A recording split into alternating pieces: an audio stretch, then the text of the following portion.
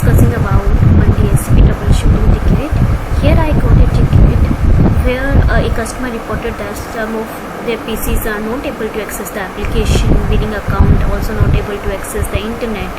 Kindly resolve this as soon as possible because it is impacting our day-to-day work. They have given some details. Below are the details of our working and non-working PCs. These PCs are connected to the access switch, attaching the screenshot of working and non-working PCs.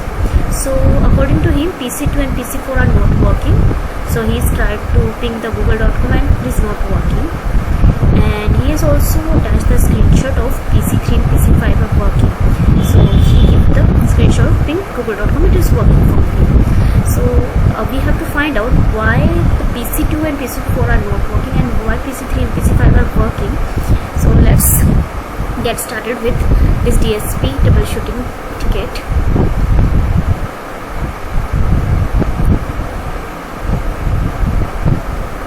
So here is the PC2 and PC4 which are in VLAN 10 and PC3 and PC5 are in VLAN 20. So according to the customer, PC2 and PC4 are not working, PC3 and PC5 are working. So let's check PC2.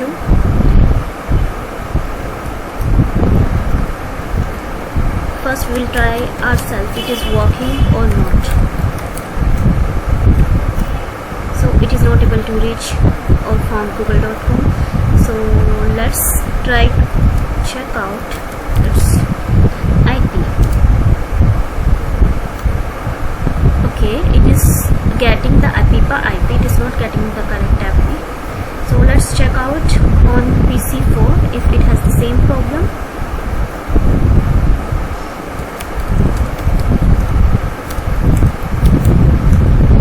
Okay, it's not able to reach google.com. Let's check its IP details. Okay, it is also getting the auto configuration IPv4 address, that is APIPA. Now let's check PC3 if it is able to reach.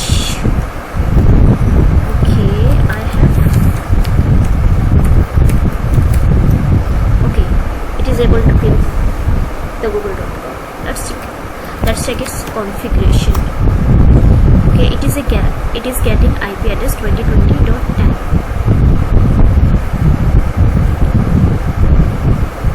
Let's check PC5 if it is getting the IPs. Yes, it is 2020.11.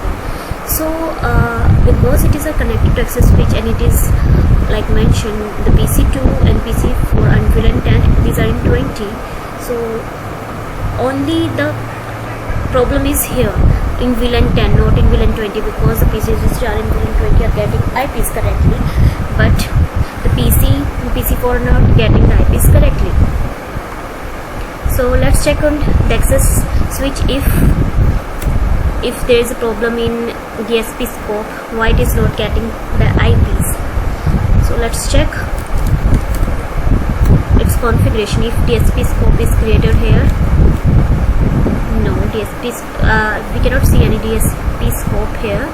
We can see only the management IP address. Okay, there is no IP address associated. There is only management IP address and there is no DHCP scope created here. So let's check the version of the switch. Okay, it is a layer 2 switch, so it is not like the interfaces are not created here, so SPI are not created here for VLAN 10 and 20. Let's check on port switch.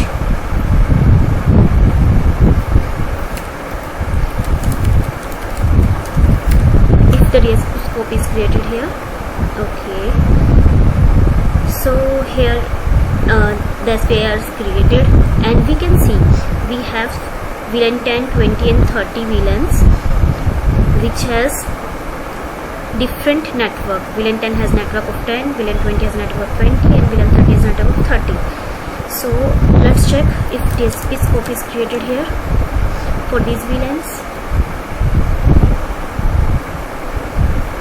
Okay, we cannot see any DHCP scope here.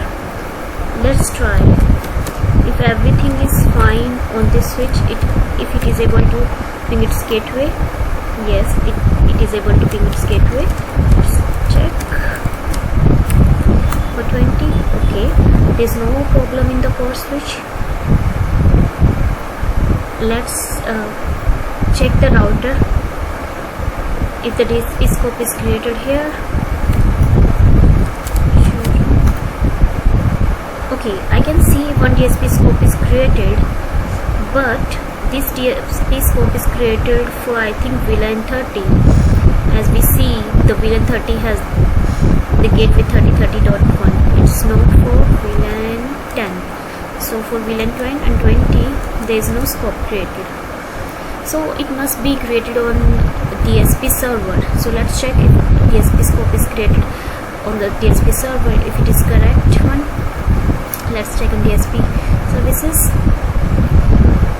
Okay, so here is PC pool which has the network 10.10.1. So here the DHCP scope is created for this one, and DNS server is 80.80.2. And for 20, we check 20. Okay, if you see, both are the scope configuration is correct. Both are similar, just the network is different. So everything looks fine here. Now let's go back to the switch, the core switch, because we cannot check anything on let's check if IP helper address, which is 80.80.82, is there on core switch for VLAN 30 and VLAN 10 and VLAN 20, because VLAN 30 we have created the scope on router, and that is correct. And let's check the helper address for VLAN 10 and 20. Okay, so we got the problem.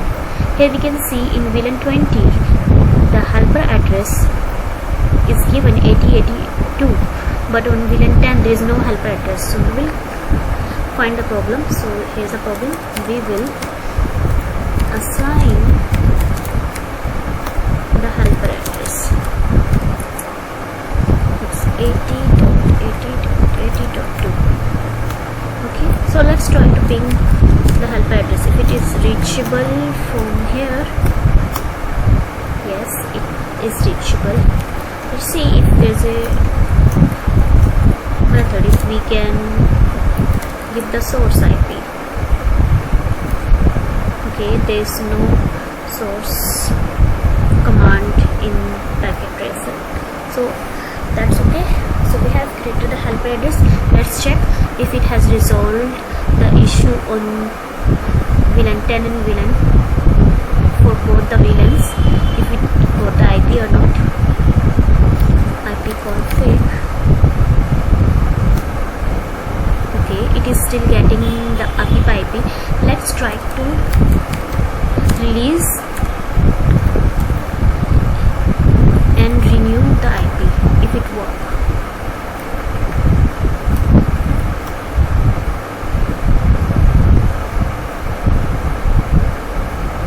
Okay, DHCP request failed here, so there's some problem. Let's check on PC4. We will try again the same command. First check. Okay, it got the IP. If you see, it is getting the IP. Let's release it.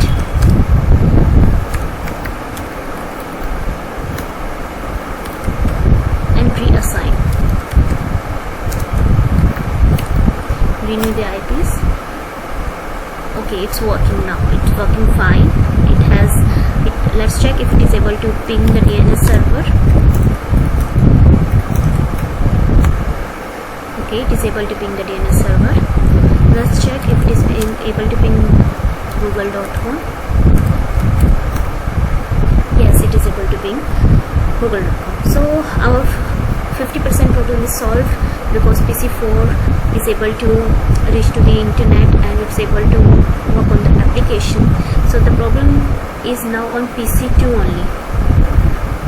Let's we will retry releasing the IP and renewing the IP. If it does not work, we will check again from layer 2 layer 3 switch.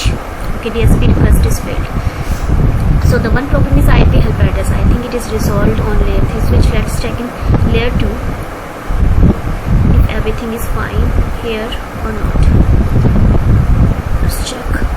Show IP interface brief. Let's check step by step. Okay, everything is correct. Let's check if the VLANs are created here. Okay, VLAN 10, 20, 30. These are created here. Okay, I have noticed that if you notice PC2 and PC4 are a part of VLAN 10 and PC3 and PC5 are part of VLAN 20. Now I can see only one port is the part of VLAN 10, but here we can say 2 PC should be the part of VLAN 10, but here we see only F0/3 is a part of VLAN 10, and the port which is connected, that is F0/1, it is connected to PC2, it is part of VLAN 1. Okay, here's the problem. So let's make it part of VLAN 10. Switch port access, switch port access VLAN 10. Okay, we have done that. Now check.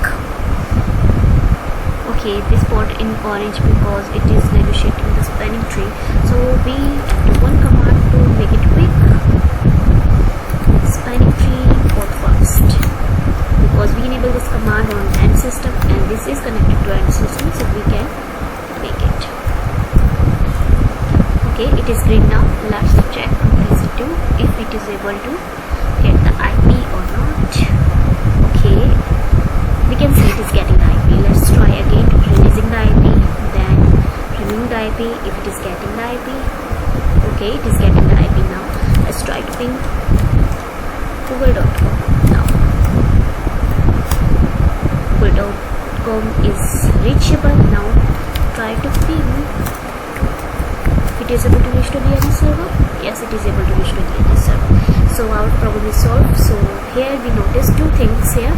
The one is we need to check the helper address is correctly configured and helper IP address is correct one or not, and where it is created. It is created on the router, layer 3 switch, or on a remote DSP server.